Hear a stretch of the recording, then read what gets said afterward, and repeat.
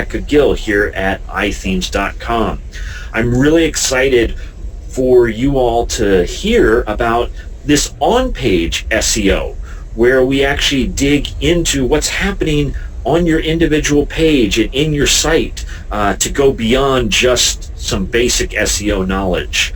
Rebecca Gill has been working tirelessly over the years, really becoming an expert in the SEO field, and we've got a great relationship with her and her business here at iThemes.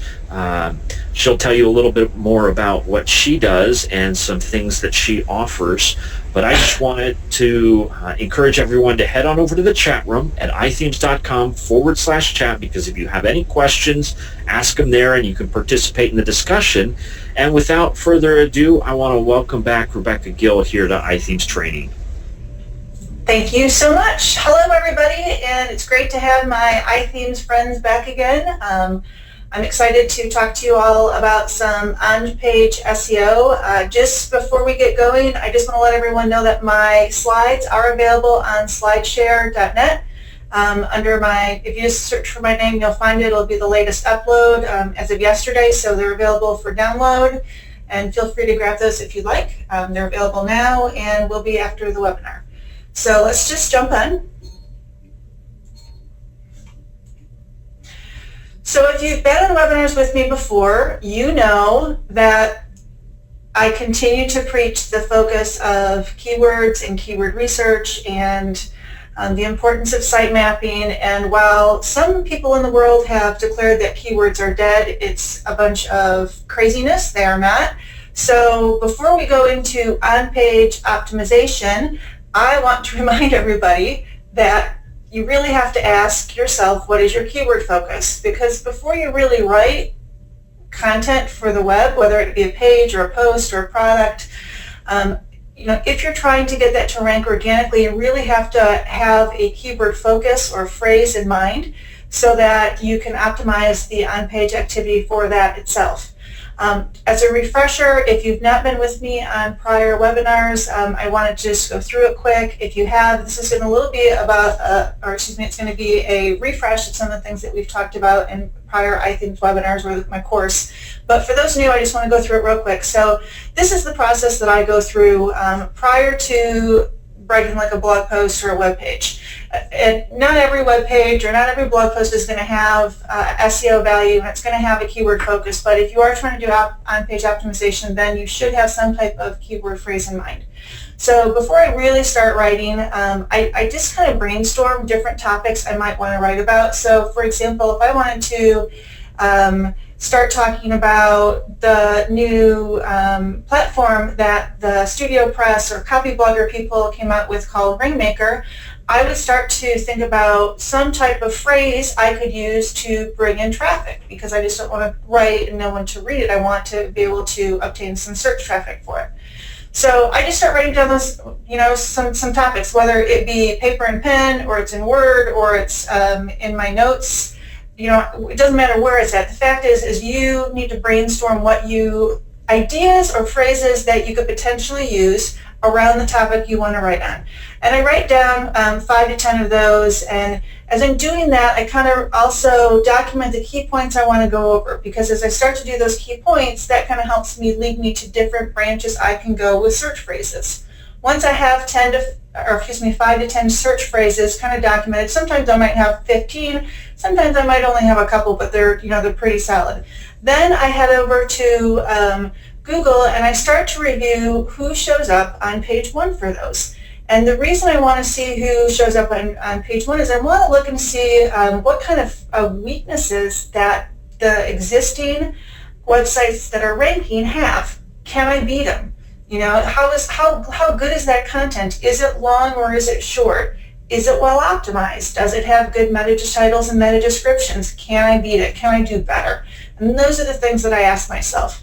And so once I kind of get a semblance for what is strong already and what areas I can really kind of, jump in and take over the competition, then I head over to the Google AdWords Keyword Planner tool and I start to look at search volumes, because I want to make sure that there's enough search volumes to make my efforts worthwhile, but not so much that it's going to take me forever to rank on a given phrase. And when I say forever to rank, I'm talking about 60,000 phrase or searches per month for a given phrase or something of that nature. Especially with blog posts, unless you're going to have a really strong piece of content that's really going to be a cornerstone piece, you need to keep a reasonable amount of traffic in mind so you can pick that to go after.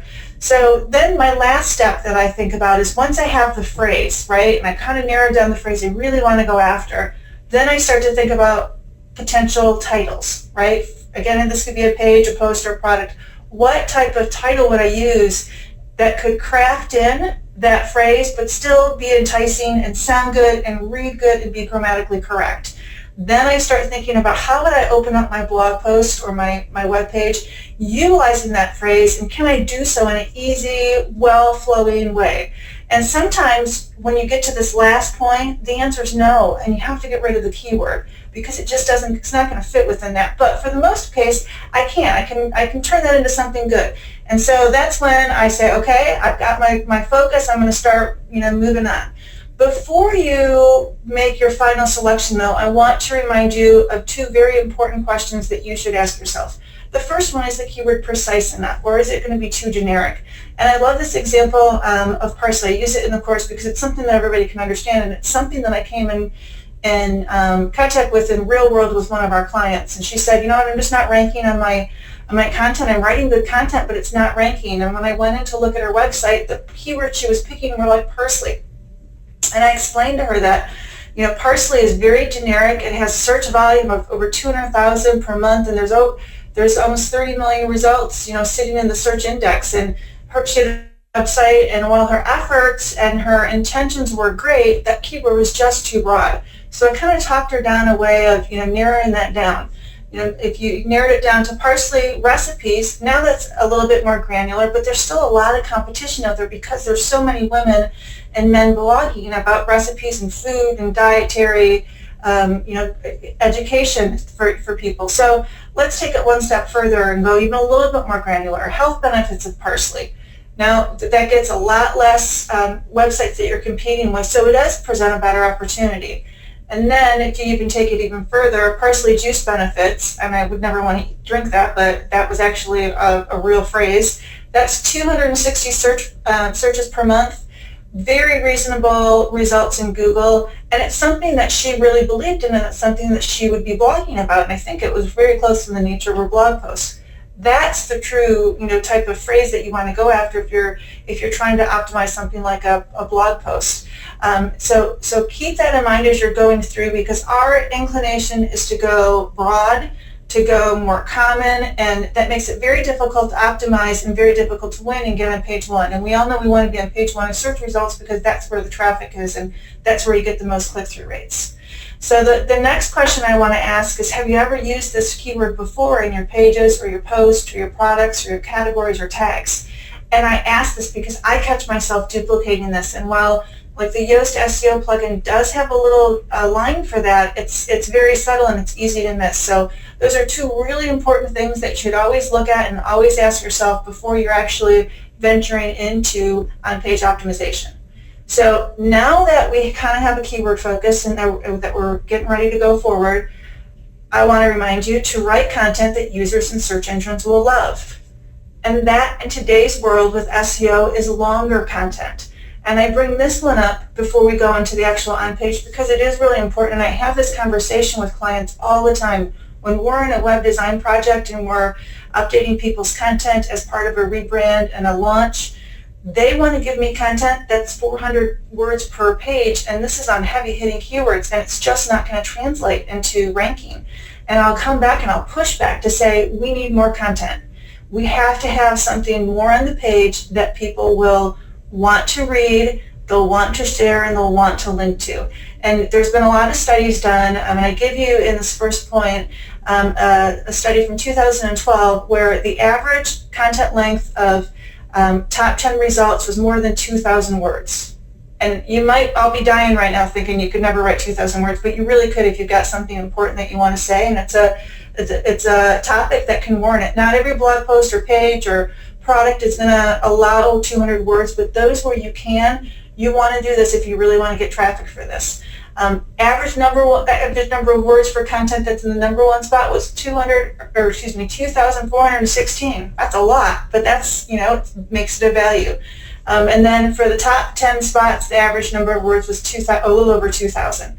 I like to make sure that I'm over 1,000. I try to push to 2,000. Can't always do it. I'm kind of verbose. You've listened to me for a while, so you probably know that.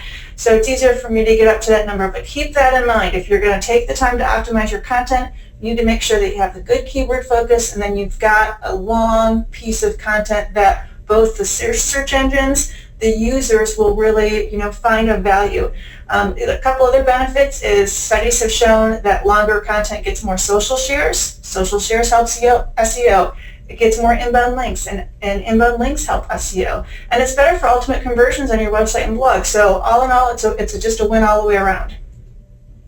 Okay, now that we've gotten those two big hurdles out of the way, and I'm done preaching the things that I preach every day to clients, we can move into the actual best practices for on-page SEO. Okay, so I'm going to use an example throughout this presentation, and it is a blog post that I wrote, I think like a year and a half ago for the Rainmaker platform. And if you're at your computer and you want to Google this, just search for Rainmaker platform, and I should be somewhere lower on page one because I haven't really done much for link building or social shares for it. But the slide that I have up right now shows you the article on the right-hand side of the page, and you can see it's very long. And then I'm giving you a snapshot of what the SEO tool from Yoast shows in actual my WordPress website, so you can kind of see the grading of that. So some of the things that we're going to go through today, and I'll talk about these one by one, but we're going to hit on page name, URL, headers, paragraph text, and by paragraph text, I mean the content of the actual blog post or product or page. Keyword variations and related phrases, internal links, link, anchor text, images, readability, and meta headers and descriptions. And you might be looking at that list and going, holy cow, that's a long list. But guess what? I do look at these every time that I'm writing a piece of content I want to rank, and if you break these down one by one, it's much less daunting than the list that appears when you're looking at it. It's just steps that you have to go through in the optimization process. So if you have searched for that phrase I gave you and you found the blog post I mentioned, just feel free to click into it, and you can kind of scan the blog post as we're going through these. I'm going to also take some screenshots from either inside WordPress or on the live page or the results in Google so you can see what's happening with it. So the first thing is the page name. And if you have a WordPress site, which most of you on this webinar probably do, it's super important because it's going to default the H1 header and the URL by default unless you override those. And all of that needs to have your focus keyword. So my focus keyword for this piece of content was simply Rainmaker platform. I score in this, or I rank, with variations of this, and there's probably like 10 to 20, but this is the one that was the most predominant at the time because it was a newer offering from Copyblogger. So I wanted to just have it short and sweet and go after it. You'll notice that my phrase is kind of different to catch people's attention, and I talk about doing the happy dance. It's very relevant to what I'm going to discuss. It's unique, right? It doesn't duplicate anything else that I've got in my website, and like the happy dance kind of helps keep that unique. It's fairly short. I could have made it a little bit shorter, but I wanted to make sure that it was unique and it was going to stand from everything else that might appear in search results. It includes my keyword phrase, but I'm not repeating it. And I've done a fairly decent job of making sure that the phrase of Rainmaker platform is to the left or to the beginning of the page name. The closer you can get that keyword phrase to the start of the page name, the better off you are. And then one last thing is I'm not making any geographical references here. Even if this was a locally focused term, I wouldn't do that either. That's really old school. It does not work anymore. I have a lot of clients who still want to do that, but it's definitely something that is not advantageous in today's SEO. Okay, so next is URL. As I said, the URL is going to be defaulted in WordPress, but you can definitely override it, and I do override it on a number of occasions. You'll see that I did that on this one. So my full page name is the new Rainmaker platform will have you doing a happy dance, but I've shortened my URL to just new Rainmaker platform. I got rid of all the extra fluff that I really don't want in the URL. And the reason I did that is because shorter URLs are better than longer ones. The URL always needs to include your keyword, but you do want to make sure that it's fairly short if possible, and that's because it's easier for the search engines to digest, and it encourages more social shares if people have a shorter URL. Again, we always want to have the keyword phrase, which I do, and we want to make sure that the words are using dashes to separate, the URL is using dashes to separate the individual words. This is a default in WordPress. I have seen people use plugins to override that. Don't do that. Just allow the default from WordPress, which does help make WordPress SEO friendly. And you want to make sure that there's not a bunch of funky parameters in there that you tend to get in non-WordPress websites. The reason for that is it's difficult on the user, it's difficult on the search engines, so we try to avoid those for keeping SEO-friendly URLs. If you're using content silos, I've done a prior webinar on content silos, those are going to create sections in your URL, particularly when you're working with pages or products. That's okay because content silos and those sections within the URL are really good for SEO, but the one caution I have to give you is you want to make sure that you don't have a bunch of nested content silos so that the URL starts to be really, really long and you've got like 2 or 3 sections or hierarchies within that URL, because again, it's difficult for the user, it's difficult for the search engines, and it will also just make it difficult for people to navigate the website if they're going to have all of these long URLs with all of these sections into it. Okay, so the next item is the H1 header. In this case, I allow the H1 header to just simply default from the page name. I have in cases, particularly on cornerstone content or content that's like pages that are really, really important, I have overridden the H1.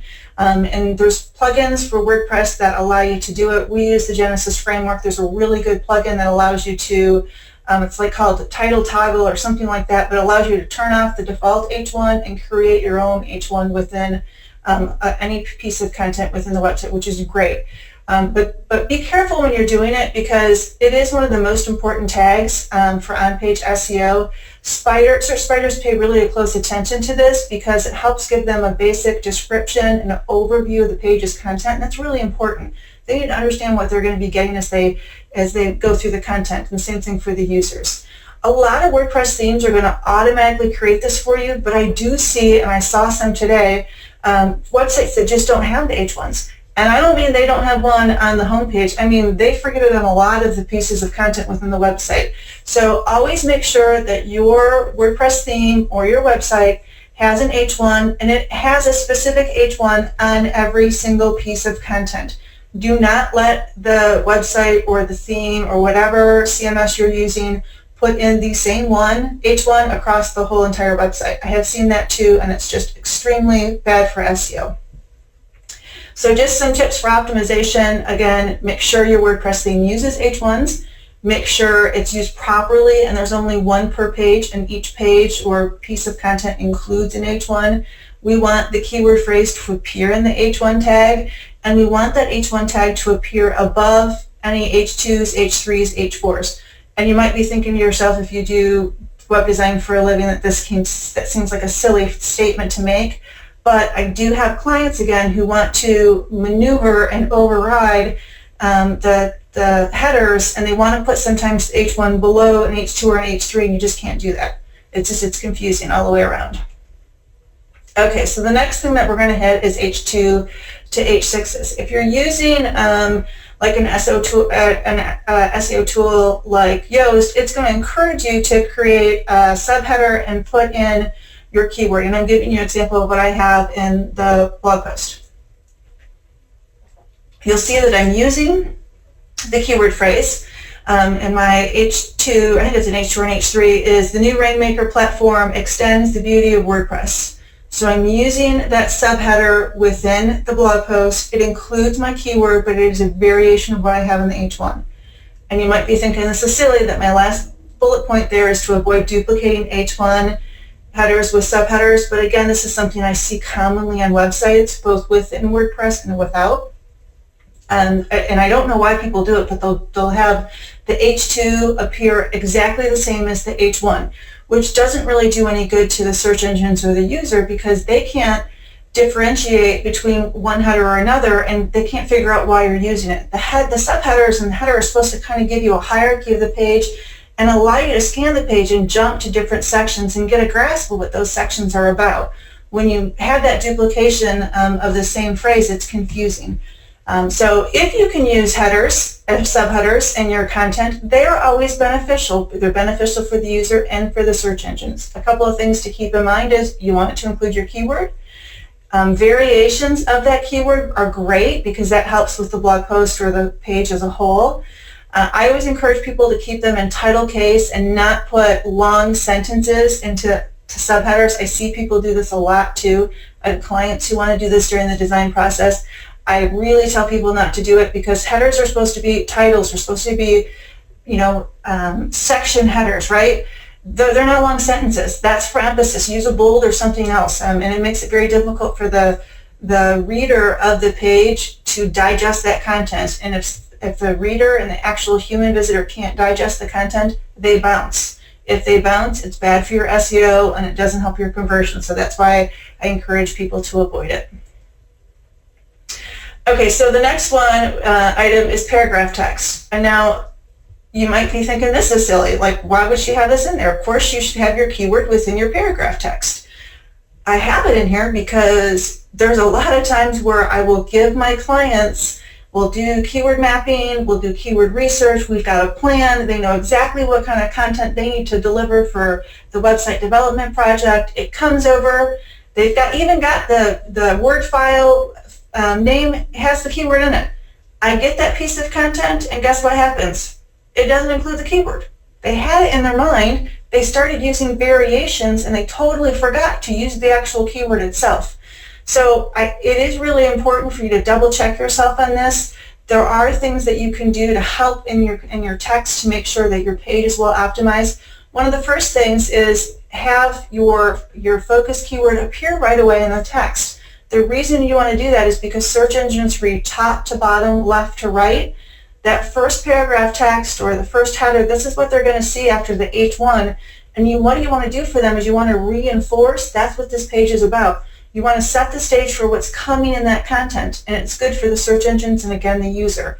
If you're not having your SEO plugin create meta descriptions for you based on your content, the search engines will just grab something. But if you've got Yoast configured to say, grab the beginning content for me, if I don't set a meta description, it's going to grab that first text, and you want that to include your keyword. So, again, it's another reason to make sure that keyword appears right at the beginning. And you are most likely not in the habit of doing that, but once you start to get yourself in the habit, it is easy to do.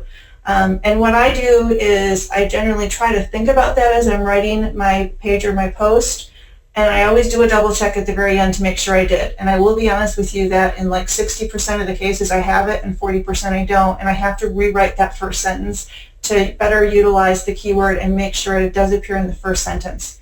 If you can't put it into the first sentence, please make sure that you have it in the first paragraph. And again, if you can't do that, then just try to keep it as high up in the page as you can to start. Don't stress yourself out about keyword density and how many times it appears. If that's kind of an old school practice and the search engines are looking less and less at keyword density and looking more at things like variations and synonyms and and usability and readability, because they know that people try to get a specific keyword density. You won't rank better if you flood the piece of content with a keyword 30 times.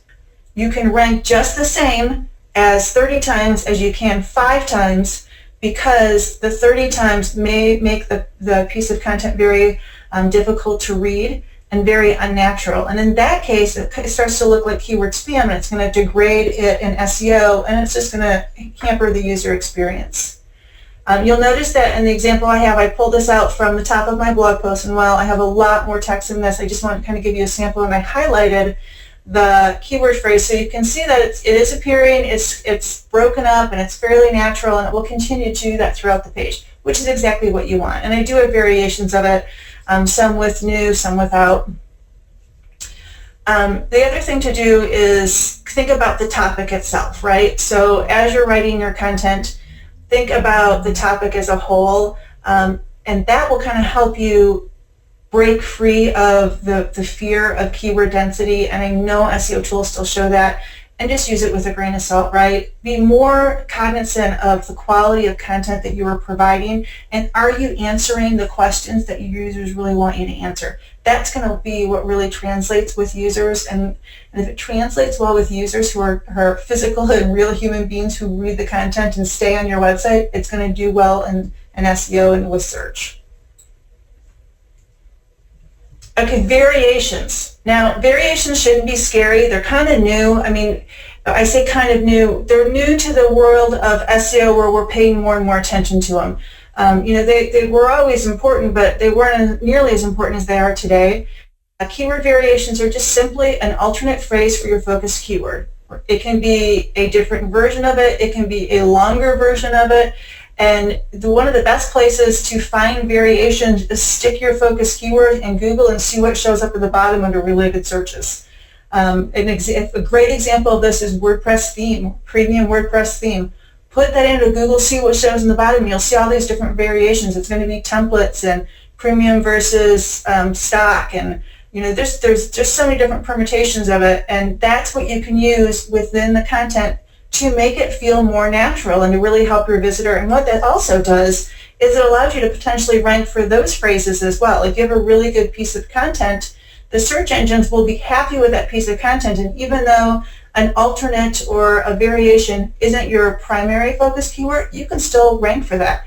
I have some pieces of content that will rank for like 20 to 40 phrases for one URL that has variations in it, and it's a solid piece. And make sure that you're using these in your content because it will be beneficial in more than one way.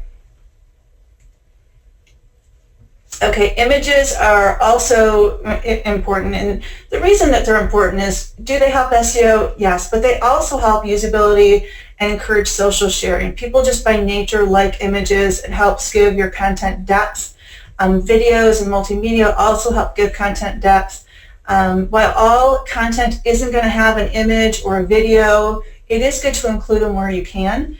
Some tips I have for optimization is, before you upload that image into WordPress or your CMS system, make sure it has a good file name.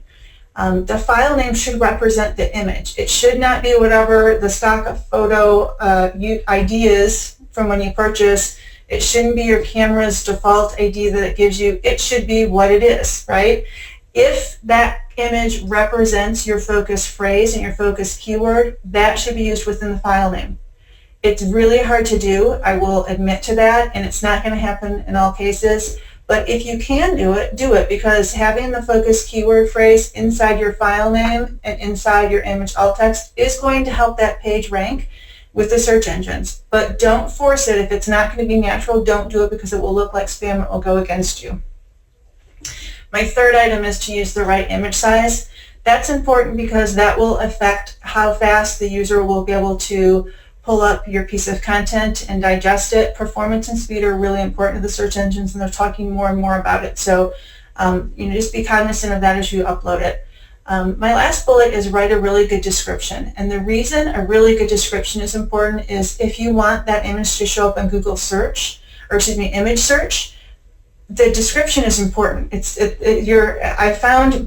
I'll be honest, I found this by just mistake. When I had my theme store and we started launching that, I started to use image descriptions, and I really wasn't using them before that. It just wasn't something I was paying attention to. And as I was putting in really good keyword-rich image descriptions, my images for my theme started showing up in Google search. And not only were they showing up in Google search, they were showing up in the little image line on regular search. And that's a powerful tool, because that increases the rate at which you can appear in front of users, which will increase your traffic. So while not every image is going to have a keyword-rich description, I only use them when I really want an image to show up in image search. But the file name, the alt text, very important. And Google gives us some good examples of what makes a good alt text usage. And these are basically from Google.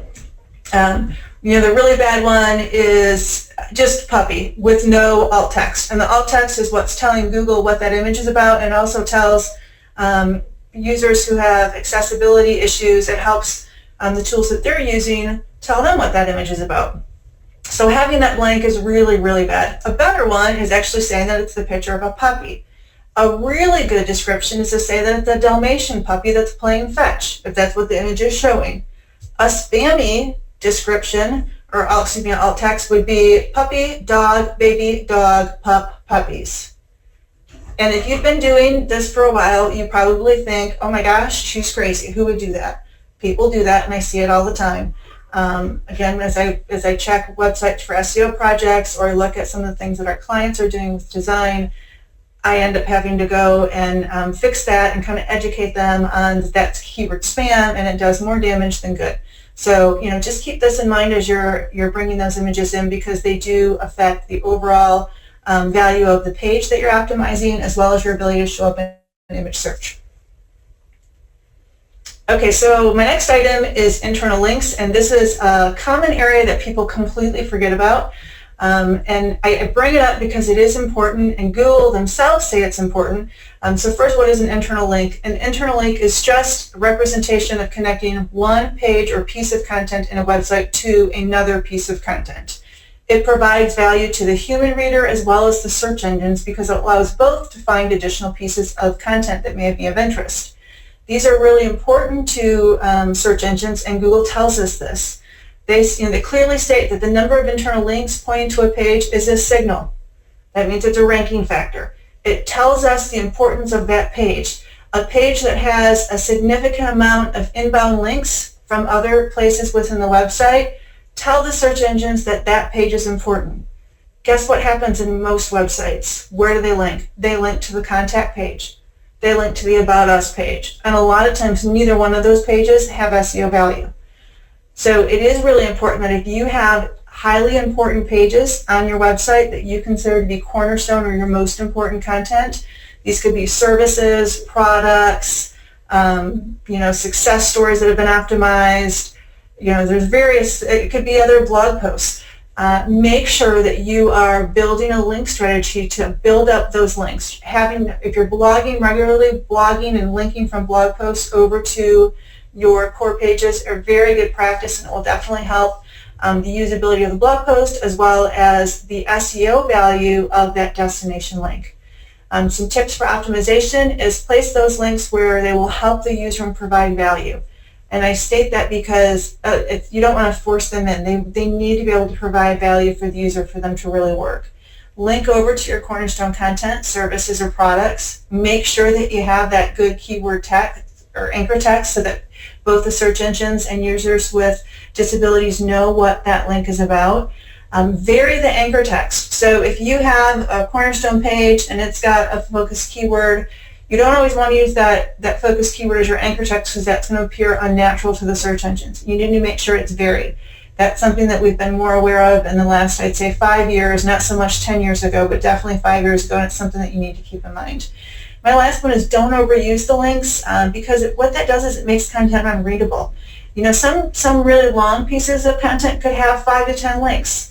But if your content is short, don't flood your content with 20 links, because it makes it very difficult for the user to read that content, and then it just doesn't appear user-friendly to the search engines. There's other technical reasons for it, and I won't go into them today because of limited time, but just keep them up to a reasonable amount until it's actually beneficial to the visitor. Okay, so here's an example of a good link. This one is an external link, but the importance here is the fact that the content that I'm using. So the search engines in recent months have, or I think it was Google, stated that links don't really help your actual ranking of a piece of content. They said, it may help with the usability of the post and the user, and that will in turn help SEO, but it's not a direct, effect on SEO. Well, then, as soon as they did that, there was a study done, and one of the larger firms did an analysis to see really were they helping, and they pulled a bunch of data from a bunch of example content pieces and they showed that links actually do help. So you have to kind of take it with a grain of salt. I use them when they're going to be beneficial, and I link both outside of the website to authoritative websites that are related to the topic that I'm talking about, and then again I link inside my website. And you'll see in this case, I actually included my keyword in my link going out of the website. So my link is preview the new Rainmaker platform. It includes my keyword Rainmaker platform. It's helpful to the visitor, it provides value, and it can increase the SEO of my post. The keys are don't make it spammy, and avoid things like click here, page, read more, or article because for your anchor text, because that really doesn't help the search engines or the human visitor know what that link is about. And I see that more often than not that people are using them, and it's not good for usability or for SEO purposes. Okay, so readability is really important. And I have an example on the right-hand side of my slide, and that is actually a real-world example that I'm using, and I think it's called The Bathroom Guy or something like that. Let me see if I can get over to that real quick.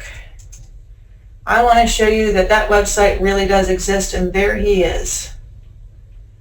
All right, that is a true, and it's the bathtub guy. And I don't mean to pick on him, but the reason I'm showing you this is this is a real-world example. I needed a contractor who could put in a bathroom liner for me at my cottage up in northern Michigan. This person popped up, and guess what? I did not call. I could not call with that website. And the funny thing was I tweeted about it just because I thought it was funny, and I probably shouldn't have, but I did. And somebody else came up and said, I thought the same thing. I was looking for the same thing. This person was in Michigan. He's like, I couldn't do it either. I just couldn't call. Because I felt that that was the quality of their website, that the job that they were going to actually do wasn't going to be of quality either. So readability and presentation does matter. Obviously, I'm a big fan of design, but it's also the readability. Can a user digest the content at hand? Is it easier for them to really see what's on the page and understand what your content's about?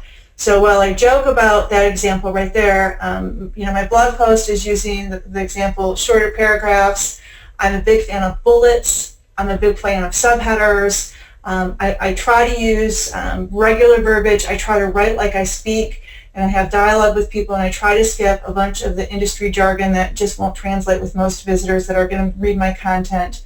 I'm a strong advocate of if you're going to have images inside content and you're going to wrap them, put them on the right side so it doesn't break up the flow of reading. If the images are on the left and you've got content wrapping on the right, it does present challenges for people who are OCD like me when we try to read something. And my last item is no bling, bright neon, or unnecessary movement, because that's really what's going on this page. It's so difficult to read in this example I'm showing you because all of the different font colors and the shadowed pink and the different font sizes, and it's just challenging. Why does this matter to SEO? Because it keeps people on your page, it increases the time on site, which in turn helps SEO. Google and Bing care about how long people stay on your site. They care about bounce rates, and that's because they're indications of whether a visitor is happy with the results they've sent them to. If visitors are happy and people who are searching and get to your content, that makes Google happy because they know they're doing their job right. When Google's happy, you have higher rank. So it does matter. So keep that in mind as you're either creating themes for people, or you're styling your own content or that of your clients.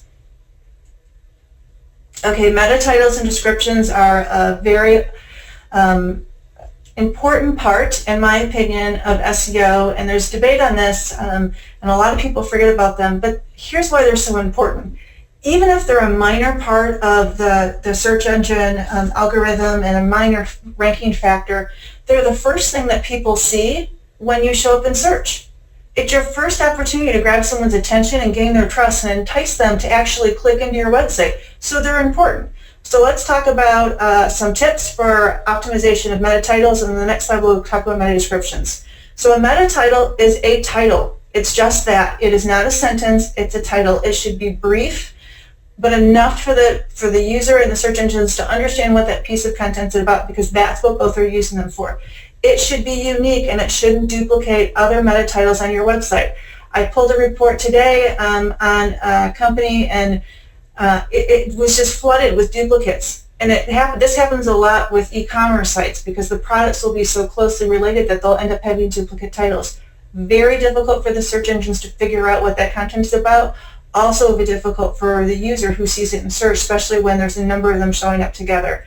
It should be informative and easy to read. It should include your focus keyword, and that focus keyword should be as far to the left or the beginning of the title as possible. And don't forget, this is your first opportunity, so it should be enticing, but don't make it super salesy and cheesy because that's not going to translate well with the actual reader. And then best practice is to keep it under 55 characters. Now, there's been some scuttle lately that Google has shifted the number of characters they're allowing to display, but that is varying based on device. So I'm staying with 55 just to be safe so that I know what I'm trying to put there isn't going to get cut off. Okay, so the next one is the description. And here's my example in the image of what showed up if you search for Rainmaker platform. You see that I have my page title, which fits, right? I made sure it fits. I always do that with my titles. And then my meta description gives you a good example. Or excuse me, gives you a good description that includes my keyword. I probably should have made it more towards the left, but I had difficulty doing that, so I sacrificed that to make sure that I had a solid description that included the keyword that would stand out in the page. Very similar to the title, except for the fact that this is now a sentence and not a title. It shouldn't just be words, and it shouldn't be a bunch of keywords put together with commas. That does not look good to the search engines. It does not look good to the reader, and it's not going to entice the reader to click through, so you want to make sure you definitely do not do that. Again, these are important. For the description, keep it under 150 characters, and please, oh please, don't forget to do these on content, uniquely create these on content that you want to rank, because it helps with SEO and it helps with click-through rates for sure. Okay, some common mistakes that I want to remind people, just as you're going through the optimization process, make sure that you don't create crappy content. And again, you're probably looking at this and laughing when I'm saying this, but it's true because especially with end users, or if you're a developer and you're doing a design or build-up process for a client, don't let them give you crappy content just to fill the space. A lot of times people are in a rush to get a website live or a blog post live, and they just put content up there and they think in their head they'll come back and they'll change it. Well, guess what happens? They don't come back and change it. They forget about it. And then you sit there with stuff that doesn't, that's just, it's not solid content. It's thin content, or it just doesn't read well. If you're going to take the time to optimize something on page and go through that checklist I gave you, you need to make sure that it's solid content that's going to really resonate with your readers. No amount of SEO is going to help bad content, right? So don't even try. Don't spend 15 minutes trying to optimize a page or a product listing or a blog post if that content's bad to start. It is a waste of your time. Write good content and you're going to be rewarded for it tenfold. My second common mistake is don't forget the keywords. I mentioned it earlier in the webinar because it's so important and it happens so much. I had an SEO client a couple of months ago, and I think that we wrote or redid 25 or 50 pages on their website, and I would guess that 40% of the content that they gave me forgot the focus keyword. And again, it was labeled as the Word file, and they just forgot it, so I would go in and update their content. A lot of times their content was good. They just forgot to use the focus keyword, and they used variations. So I would go through and edit it for them and update it. If you've done that and you've caught it, go back and fix it. It's worth the time to go back and fix. It'll be fast to fix because you've already written all the content. My last warning message and things to keep in mind is watch inaccurate SEO information and make sure that your SEO knowledge is accurate. You know, you don't want to go in and over-optimize something because that will do more damage than it will good, right? So please make sure that what you're reading on the internet and the places that you're garnishing information and education is current, it's up to date, it's from somebody who's reputable. It makes a difference. There's a lot of people that have some SEO knowledge that will write about it or have really outdated SEO knowledge or information on their website, and you won't realize it, and you're reading it, and it just can be wrong. So be very careful of that because it can do damage, and we don't want that to occur. We really want to make sure that the efforts that you're putting in are really going to be given back to you, and you're going to have good results for them. Because, on-page SEO does take time. I'm not going to lie about it. It takes time to write long pieces of content, research keywords, do that site mapping, and then go through and optimize the piece of content with the things that we've talked about today. So make sure that you're doing it to the best that you can, and you have really good information that you're working from. Okay, I am done with the information that I wanted to share, which is about right on time with 15 minutes left to do Q&A. So if anybody has any questions, just shoot them over to the iThemes team and we can start chatting about them.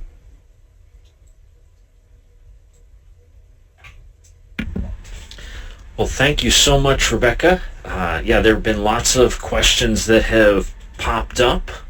And again, as you guys are putting in the questions in the chat room at ithemes.com/chat, you'll see more information on the screen about how to get in touch with Rebecca for both more information about a course that she's got and a number of other things.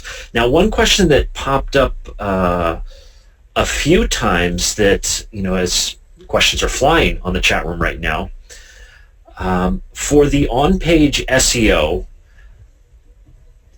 the whole idea of the schema information on the title, on the page, how important is that to on-page SEO? So schema is great. If you're using a theme or a framework that supports it, wonderful. We use the Genesis framework. It's got schema built in. For my online store where we sell courses, and then we have the other store where we sell WordPress themes, I use the Yoast SEO plugin for WooCommerce to even put more schema out there. So yes, it's great. Is it going to make or break your SEO? No. Right? You don't want to have incorrect schema because that's going to confuse the search engines and do damage. A lack of schema, doesn't help you, but it's not going to be detrimental to your process. So is it something that you should be aware of? Yes. If you've got the tools to make sure that you've got the right schema on your content, wonderful. If you don't have it, don't panic because it won't take you from page 1 down to page 30. That's good. Now, Rika has a great question, especially when it comes to e-commerce sites. And I know we talked about before doing some SEO for products. Does this 1,000 to 2,000 word content thing also relate to like product description on the product page? Well, no, and that's because it's really hard to do, and you're going to get against other websites that don't have anywhere close to that. So we do have a webinar coming up with iThemes that's going to talk about e-commerce, and I think it's either maybe July or August. So we'll be covering it in more depth then. If you haven't signed up for it, sign up for it. But so with your products, think about this. In most e-commerce sites, particularly if they are distributing products that are manufactured by somebody else, they're just grabbing the manufacturer's content, right, and importing it or copying and pasting it, and it's really short, it's really generic, and it's duplicated all over the internet. If you've got a product in that scenario, write your own descriptions, have them as long as they can be that provides value to the user. Make sure that description is good. Make sure that you're providing value so that the search engines see that and they want to present your product over somebody else's. If you have a new product or your own product, the challenge in creating those descriptions, and I have this myself, is to think about what the end user that's buying it would want to hear, right? Especially if you're a WordPress developer, because in our head, we think of something totally different with the end user. We have different verbiage that we use. We have things that are important to us that are not necessarily important to the user, and they've got really important things that we totally forget about. So, as you're doing it, you want to make sure that those product descriptions are of value to the user, and they're long enough to provide unique, solid descriptions that aid your user that's reading the product and want to actually hit the buy button. A question that popped up earlier was, does Google or any of the search bots, how do they view dashes versus separate words, underscores, joining the words? That's a great question. Awesome question, whoever came up with that, because I should have mentioned that and I didn't. So when I do keyword research for my SEO clients or my web design clients, we run into that all the time. right? And because you can see variations. Some people use dashes, some people don't. There was a recent phrase of icebreakers. One was together, one was not. Team building together, team building not. There's so many different variations. How do you know which one to use? Okay, so you can't use the Google AdWord tool because the Google AdWord tool will not put in dashes because you can't upload your list with dashes in it. So what I do is I take those different variations and I search them one by one on Google and I see what Google does. Does Google display results with the dash or without? Is the word together or is the word separate? And do the different variations, and you're going to see Google's got a preference. So in like some cases, I searched for the word together, and every time I did, when I did that, Google gave me results that separated it, immediately changed the results for me. And I've had clients go, well, why aren't we going to optimize for both? And my answer is we don't have to. Google's ignoring the one it doesn't want, and it's changing the user search to meet the preference that it wants, and it's displaying that content. That's the path that you go. Follow Google and what they display, and then you're optimizing for the right instance. Great question. Now, there's a lot of people on the call who use Yoast's SEO plugin, and so they're wondering how closely should they follow his recommended keyword density, because Yoast seems to ding a number of their blog posts because it has such low density, and how much should you trust an SEO plugin like that? So the thing to remember is an SEO plugin is automated, right? There's only so much it can do because it's binary code. It's got rules that it's going to have to follow. Now that's there, and Yoast has it there to help users who aren't even paying attention to it. It's supposed to be a guide to you. You have to take that guide and you need to decide what to do with it. Is it relevant? How, because it's going to vary based on the content that you're talking about on density and how much that density should be there, or should it be variations? So I look at how many times I use the keyword in the post, but then I use that with my own to say, is it natural? Have I used variations of that phrase? Does it flow well? So should you stress out about a density? No. Should you stress out if you've forgotten to use the phrase or you only used it once in a piece of content that's 2,000 words? Yes. So keep it in mind, and I would look at my Rainmaker example that I gave you and see how many times I've used that. I don't even know what my density was because I don't really pay attention to it. That's one area that I ignore, and then the other area I ignore in Yoast consistently is the message it gives you for links and whether or not the keyword's in it, because it drives me crazy. So I love that plugin. I love All-in-One SEO. I think they're both great plugins, but again, they're binary code and they're automated, and you have to use some human judgment to truly optimize with them. Now, because most people here are WordPress users, what do the search engines see, featured images for blog posts? Because sometimes the post has no image, and an SEO plugin might say you don't have an image, and then how do we go about making sure that the featured image is part of our SEO? Yeah, and that's that has to do with the way that the theme's coded and how the plugin is viewing inside WordPress. The plugin is viewing the content, right? If you're using and this is another challenge with the SEO plugin. So I know that there's cases where you can have boxes of content inside WordPress outside of the standard editor, even though it's on the page, and when Yoast goes to grade you, it doesn't see any of that content. So it's giving you a lower ranking than what you should. Again, that's where you have to just take it with a grain of salt and say, okay, this is binary code. It's not seeing all of my content, and look at your live page. The search engines see the live page. It doesn't care whether those are boxes. It's looking at the page as a whole for that URL. The featured image, fields that are, or text that are in custom fields or little modules on the page. If your plugin doesn't see that, that doesn't mean that the search engines are going to see it. If it's live on the page and it's within the content area, they're seeing it. Okay, this question, it probably pops up because some people may be using some more out there SEO plugins, but for on-page SEO, the bolding of words within something, does that have any effect with search engines? have traditionally said it does. I do tend to, because I've been doing this for so long, I do tend to bold some text within my post if it is relevant. And by relevant, I mean it is a sentence with a colon that is above a bunch of bullets, because you're trying to highlight that is kind of a section, and that you're showing that bold is highlighting what those bullets are about. Will I bold that? Yes. Will I include my keyword in it? Yes, if I can. Do I bold keywords just to bold keywords? No, and don't do that because it looks like spam. That's another area where outdated knowledge can do more damage than good, and that's a case where I'll get content from clients, whether they be SEO or design clients, and they bold it every time they use their keyword. Or I go to look at somebody's website and I'm like, oh, they've done that because an SEO consultant 5 or 7 years ago said that was great. Well, that doesn't matter anymore. I mean, search engines are too smart. They want you to bold content that's going to be relevant. It's going to help the person that's looking at the page read the page and digest it.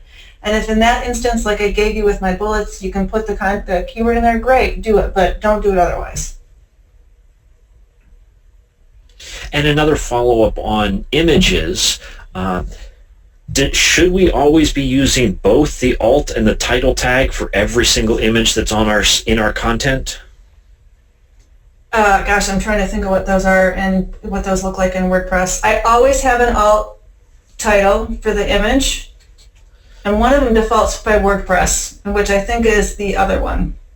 I think the caption defaults to the title, doesn't it? Well, caption doesn't default at all because that would show for the user. I think one of them defaults, and then as a default, I add in the other one. So, and I'm sorry, I don't have a definite answer on this because I can't see the fields in my head.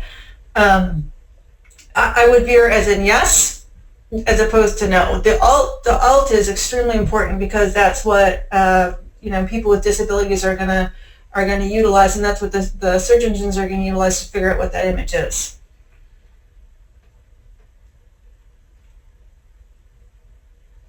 And a number of people are kind of dancing around this one question, and maybe I can ask it a different way, is how can we prevent ourselves from over-optimizing? Is there like a tip or some way to not over-optimize?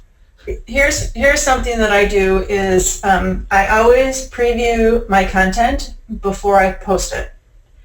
I've found that when you have it in the editor, you're going to miss stuff because that's where you've been changing content or even writing content. So I always preview it live, and then I try to read it myself. And then a great thing to do is to do find on the page, so it highlights all of the keywords, right? Put in the phrase that you're focused on, and you're going to see that appear.